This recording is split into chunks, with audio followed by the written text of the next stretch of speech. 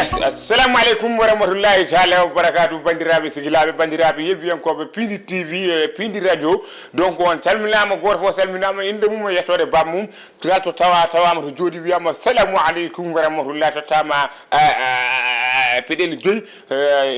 so yiɗi joɓa so yiɗi wasa jabde kono salminama donc Samba arti ɗo min garti hande min mbaɗata on Kabaruuji Hebi ñuggo ɗo e nder Piindi TV oɗon mbiya yon mbatno bo gowɗen wadde ni mbaɗon abonné mbaɗon aimé mbaɗon partagé mboƴen commentaire uji e mbaɗen kalon hen ko jiɗɗon haalde o to wona ƴettoje yeyi o calminama donc hande komin gartani on e ko gandanɗa hoorema kañum kewi nder leydi he ko hesɗi o eɗon mbiye le somle o wi ko Sénégal addi ko hesdi e nder Sénégal e jawoji o wi ko oui Sénégal waɗi ébouliété pourtant ɓe mbaɗi ébouliété pourtant Sénégal ne waɗi ébouliété par que rasulullah ɗum ɗo min jiyatnomi ɗum ko priselo blek film baɗanoɗo Amérique o priselo blek ɗum jiyatnomi ko ɓe gaddi ɗo ko par ce que wi ko Sénégal addi 1000 jawo mo ganduɗa hoorema sa haɓanama ɗum jaran kadi jagge ni tawi ka prisolé a waddata tan kadi tawi jaaha kamɓe tomo jooɗi ɓe ɓen jima kala ko mbaɗɗa niye sa taƴi junngo ma ɓe gaddi taƴi junngo ɗum tawi ɓe gaddi bracelet 1000 ɓe gaddi nan ɗo Sénégal yo balle ɓe tottiti ɗum so Allah jaɓi Macky Sall addi ɗum donc Macky a waɗi ko yodi merci pour ça facilite le travail des policiers et des gardes ɗo et des hommes et des sapeurs militaires et des qui boɗo défilé ɓe voilà aussi kadi ɓe mbaɗi kadi commandé kadi 1000 goɗɗi aɗa ɓe gaddi 1000 ɓe mbaɗi kadi commandé 1000 goɗɗi nana gara donc nak Sénégal nana waɗi avancé Sénégal est dans l'avancement wa dëgg yàlla Sénégal est dans l'avancement merci Macky ça c'est gentil c'est trop gentil ça là oui ça c'est gentil pour les voleurs safurla c'est pas voleur de pour les prisonniers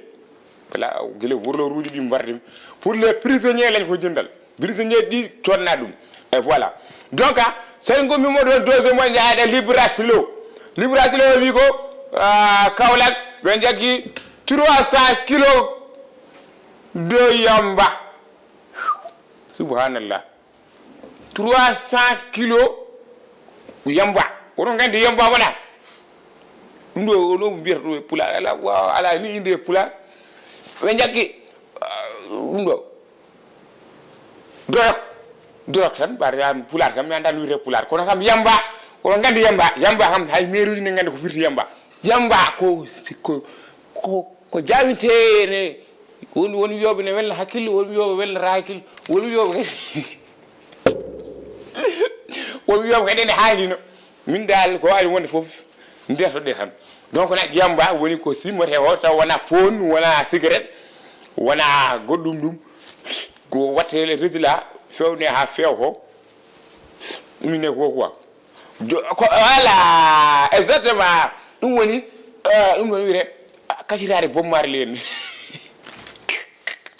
kasirade bommarle mi nani yambaji ɗi o nananɗo ɗum koye nder ɗum ɗo jee nder rastaji o nanat aya o nanay émission nay tan o waɗa ni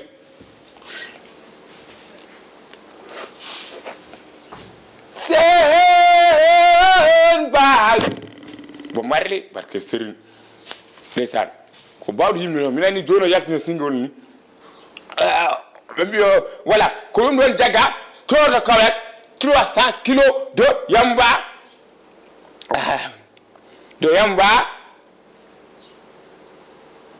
yikku ko fati voilà ko faare yamba he kadi ko faare yamba he kadi koɓe jagguɓe Salum mbir exactement ɗon il faut mi waɗa ɗon freine quoi par ce que Salum mo gandanɗa hoorema kañum woni mbir Salum mbaɗanɗo lambo Salum oɗon gandimo kanko de jagga omo waɗa wiilole o jagga komo waɗa wiolé debbo mo ganduɗa hoorema jogui ko 24 heures te wona lawol gorɗo waɗi wiolé de laabi nayyi nayeɓo noon o waɗi ɗum o fii kadi cuulel ngel haa cuulel ngel gaañi donc nag cuulel ngel waɗi mo porte melente o waɗi mo porte melente o waari ɓe ngari police ji ngari toon pour arande oɗo salum pourquoi mo fiya boyo to ɓe gannaɗo mo ɗum ɗo yeeya ɗum ɗoji ɗi ndekete ɓe tawi toon rewɓe tato e gorko goto yimɓe tato ɓe tawi toon e jawino yamba ndekete kanko ko ɗum mo yeeyanno rew donc nag kanko o waɗama dans la garde de la vie o jaggama quoi eyyi salum kam nanggama pour les état way eyyi donc gonga noon lamba ka wondi ko lamba ka natti yaade hankadi way lamba ka ko natti marsude alay saago ɓe tatat SMDA sisi ɓe jahaɓe diwi yak ganduɗa hoore ma ne waɗi kalis kono kadi salim aɗa wawno ƴewori goɗɗum hay sinno kam aɗa loota dabaɗi kam tumkoɓe sa yi mburdo hay sino rawani wototo ha looti 5000 francs waɗi kalis so ano jogui doole ma lodde rawani ɗum ɓeɓe ɗuma kono ko jeeyɗa ko kam a bonni ɗum ɗumade way ko ɗum ɗon dal salim waɗi ha jagga donc nak omon ɗum ɗoji laamu voilà ay Dakar tayin o wi ko wa FMI ɓe mbi Sénégal woni premiére ko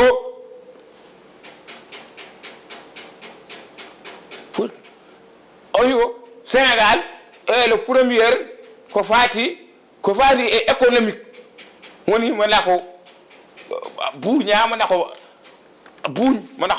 bañ wi ton économique dal kamɓe ƴetti premiére ko fati ɗum ɗo mboɗa sikki ton ko Afrique quoi way mo sikki tan ko Afrique quoi eyyi te FMI e décembre o ene totta Sénégal 135 milliards uji temedere e capantati e joyyi mi sikki milliards uji temedere capantati e joyyi mi sikki woni 135 milliards pour o liggoraw aɗa ɓe garat ɓe ganda an wuuro ma ene liggo so ne sohli wallede ɓe tottuma kalis o liggoroɗa sa liggirima so yi ha ɓooyi annene aɗa waɗa remboursé comme no mbaɗiri appayage o ni aɗa ndinen mbaɗa remboursé ha timmi so timmi tan après jeeyen ko ɗum ɗon donc nak ko ɗum ɗon Sénégal da kañum ƴetti premiére e to fate économique ko sikki koto Afrique voilà sen gummiwo ɗan en garade explore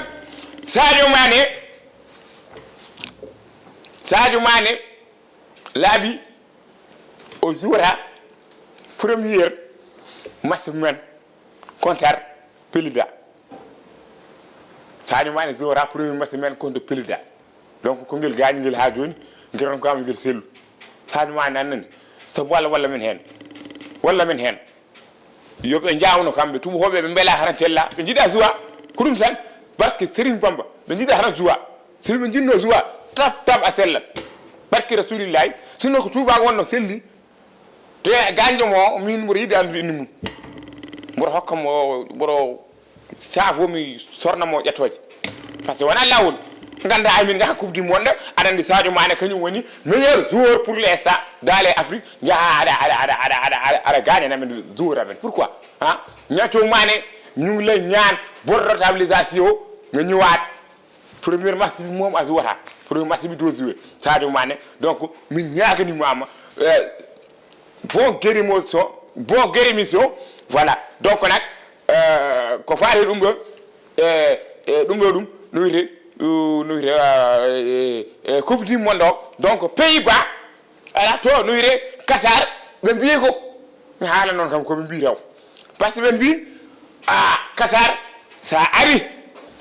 a jodata hoye debbo benna a jabinta a yerta sangare guinse watta so wona debbo ma a ɓoɗata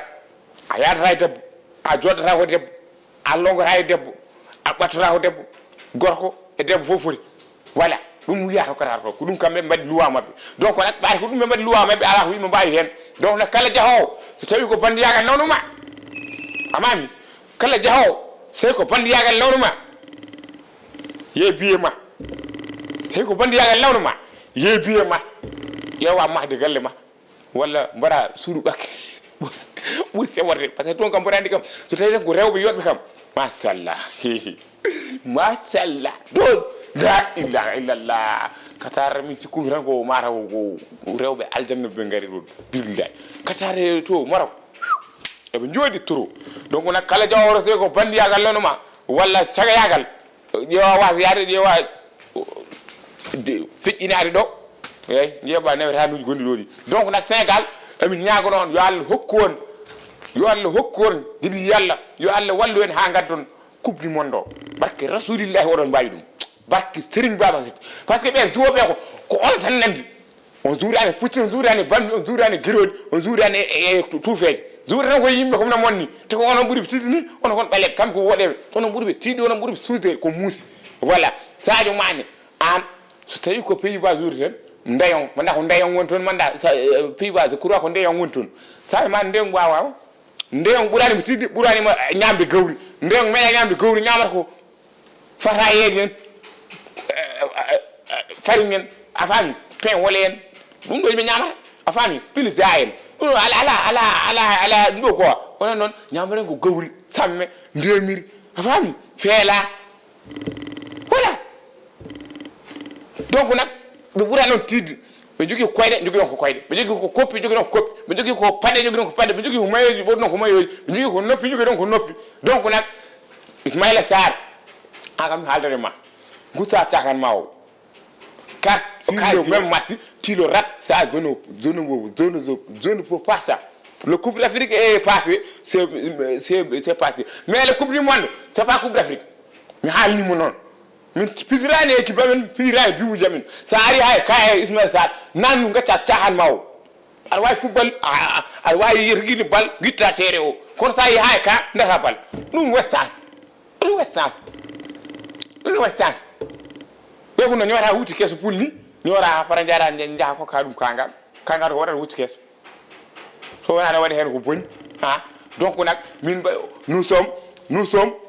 nous sommes fiers de vous et on est derrière vous. Moi je suis là au Sénégal de vous soutenir barke Rasulullah. Allez les Lions, allez les Gaynde Ndiaye, allez les Mborori barke Serigne Bamba te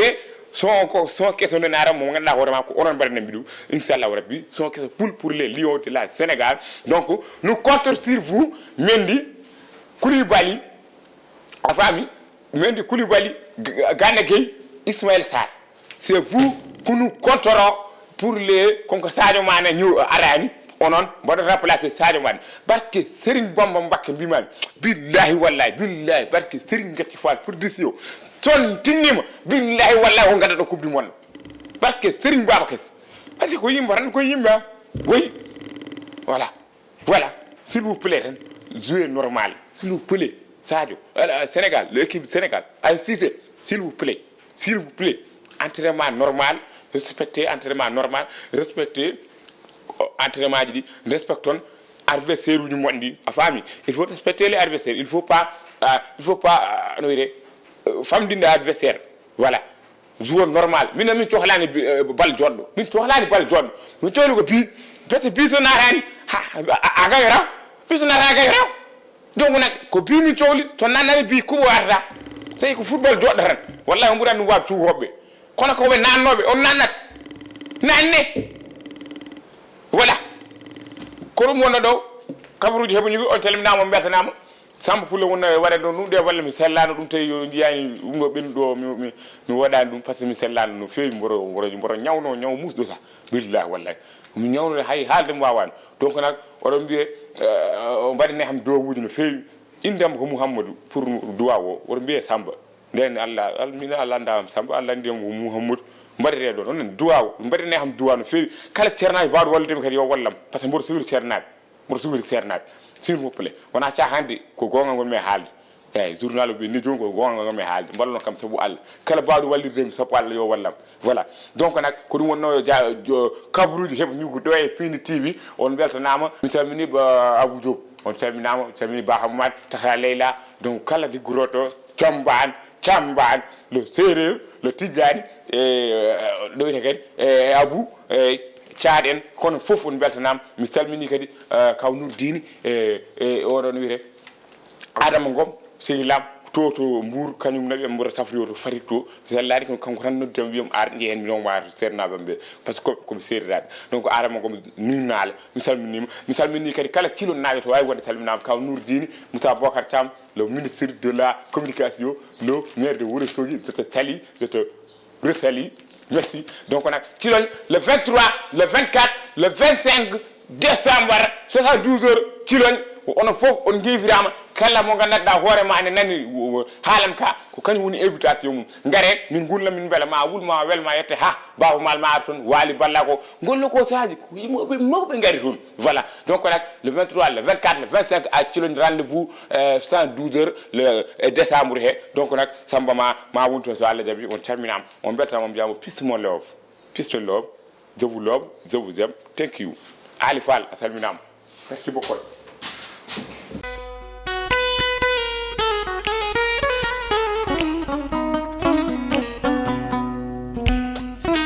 Mm-hmm.